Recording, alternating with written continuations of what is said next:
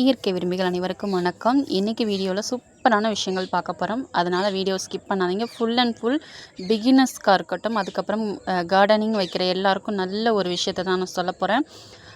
நம்ம வந்துட்டு ஃபஸ்ட்டு பார்க்க போகிற விஷயம்னு பார்த்தீங்கன்னா, கத்திரி செடியை வந்துட்டு ஒரு செடியாக இருந்தாலும் அதில் நல்ல ஈல்டு கிடைக்கிற மாதிரி எப்படின்னு சொல்லிட்டு பார்க்கலாம். அதுக்கு நீங்கள் ஃபஸ்ட்டு வந்து இது மாதிரி ஒரு அங்குலம், அதாவது ஒரு ஜான் இருக்கக்கூடிய அந்த ஒரு செடியை பார்த்தீங்கன்னா இது மாதிரி நீங்கள் மேலே நுனியை கிள்ளணும். அப்போ தான் இது மாதிரி நிறைய பிரான்ச்சஸ் வரும். இதில் கிள்னதுக்கப்புறம் பார்த்தீங்கன்னா 3 இடத்துல வந்து நமக்கு வந்து புதுசாக வந்து பிரான்ச்சஸ் வந்துருக்கு, சரிங்களா? அதுக்கப்புறம் அதுவே வளர்ந்து அதுக்கப்புறம் ஒரு 20 டேஸ் கிட்ட பார்க்கும்போது இன்னும் எவ்வளோ பெருசாக இருக்குது பாருங்கள். ஸோ இது மாதிரி நம்ம பண்ணும்போது நமக்கு ஒரு செடியிலே வந்து நிறைய பிஞ்சுகள் பிடிக்கிறதுக்கு நமக்கு வந்து ஏதுவாக இருக்கும். அதுக்காக சொல்கிறேன். ப்ளஸ் உங்களுக்கு வரக்கூடிய காய்கள் பார்த்திங்கன்னா நல்ல பெருசாக இருக்கிறதுக்கு அடுத்த நம்ம டிப்ஸ்ன்னு பார்க்கும்போது மண் கலவை முக்கியம். மண் கலவையில் நீங்கள் என்னெல்லாமோ போட்டு பண்ணினாலும் இயற்கையான முறையில் பண்ணுறது அவ்வளோ ஈஸி கிடையாது. ஸோ அதில் வந்து நம்ம நல்லா பண்ணும்போது அதில் ஃபேஸ் பண்ண வேண்டியக்கூடிய விஷயங்கள் வந்து நிறைய இருக்கும். ஸோ அதில் வந்து பார்த்திங்கன்னா திடீர் நல்லா வரும், வேரழுகல் நோய் வரும். அதுக்கப்புறம் அந்த மண் வந்து நியூட்ரிஷன் இல்லாத போது கத்திரியில் பார்த்திங்கன்னா தண்டு துளைப்பான்ற ப்ராப்ளம் வரும். அப்புறம் பூக்கள் உதிரும். ஸோ இதெல்லாம் அதிகமாக உதிர்வதற்கான காரணம் வந்து மண்ணில் நியூட்ரிஷன் இல்லாத காரணமே தான்.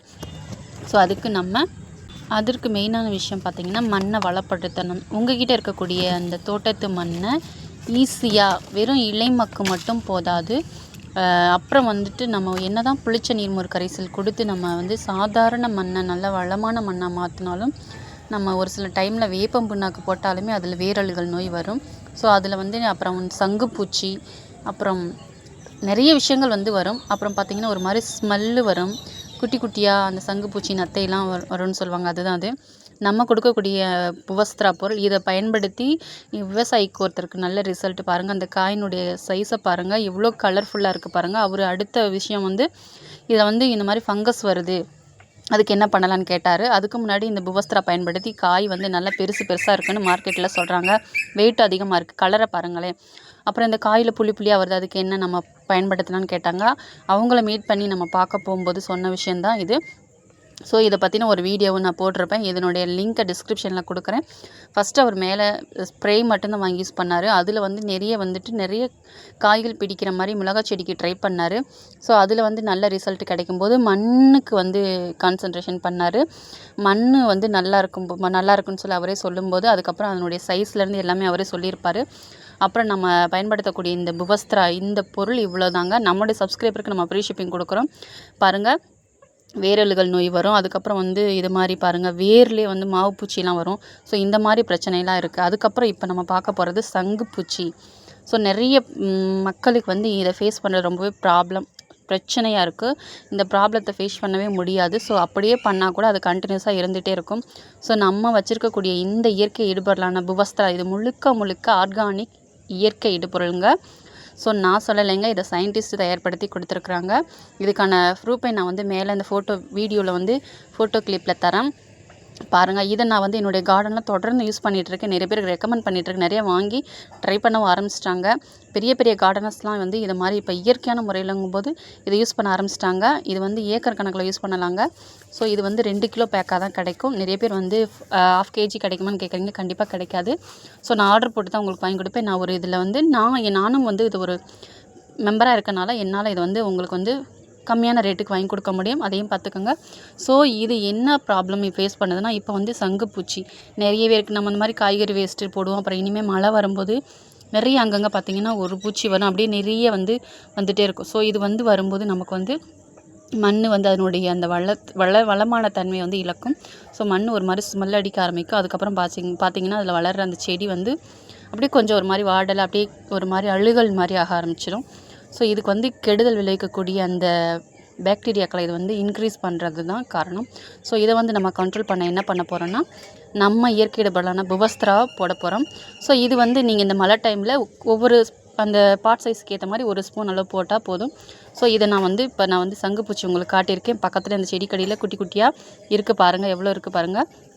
இது பாருங்கள், இதனுடைய விஷயம் வந்து அந்த மாதிரி வெள்ளை வேர் புழு இருக்குது பாருங்கள், அதை வந்து கண்ட்ரோல் பண்ணும். ப்ளஸ் நல்ல வேர் வளர்ச்சி இருக்கும். வேரை கடித்து சாப்பிடக்கூடிய இந்த மாதிரி மண்ணை வந்து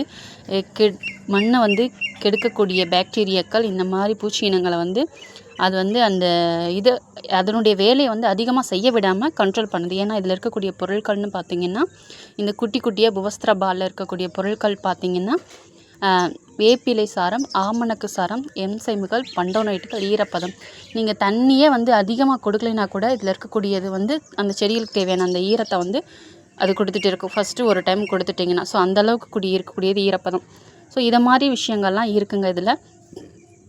நம்ம தனித்தனியாக வேப்பம் புண்ணாக்கு இப்போ வந்து மந்த்லி ஒன்ஸ் கொடுக்கும்போது வேப்பம் புண்ணாக்கு அந்த செடி வந்து கண்டிப்பாக அதனுடைய ஹீட்டு அந்த தன்மை இல்லாமல் அது வந்து செத்து போயிடும். சரிங்களா? இது வந்து அனுபவிக்கிறவங்களுக்கு தெரியும். ஸோ அந்த பிரச்சனைலாம் நீங்கள் ஃபேஸ் பண்ணணும். அதெல்லாம் இல்லாமல் உங்களுக்கு வந்து எல்லாமே ஒரே பொருளில் நல்ல ஈல்டு கிடைக்கணும்னா இந்த மாதிரி விஷயங்களை நீங்கள் கண்டிப்பாக ட்ரை பண்ணி பாருங்கள். 2வது இது வந்து நான் பயன்படுத்தி அப்போ வந்து ஒரு முக்கு தான் இருக்குது பாருங்கள். இது பயன்படுத்தினதுக்கப்புறம் அடுத்து கண்டினியூவாக பாருங்கள். இப்போ வந்து நல்லா எப்படி தளிர் எடுத்திருக்குன்னு. என்ன வந்து அடியில் கல் வச்சுட்டு எங்கள் கோழி வந்து அதை வந்து பறித்து எடுக்க ஆரம்பிச்சிட்டாங்க. அதனால் கல் வச்சு அவங்க நோண்ட மாட்டாங்கள்ல, நான் வச்சுட்டேன். பாருங்கள் எப்படி தளிர்கள் வந்து இங்கேயும் மேலேயும் 3 முக்கு. அப்புறம் கீழே ஒரு தண்டையுமே கோழி வந்து கட் பண்ணிருச்சு. அந்த இது தெரியும் நினைக்கிறேன். பக்கத்தில் இருந்து ஒரு துளிர் எடுத்து மறுபடியும் வந்திருக்கு பாருங்கள்.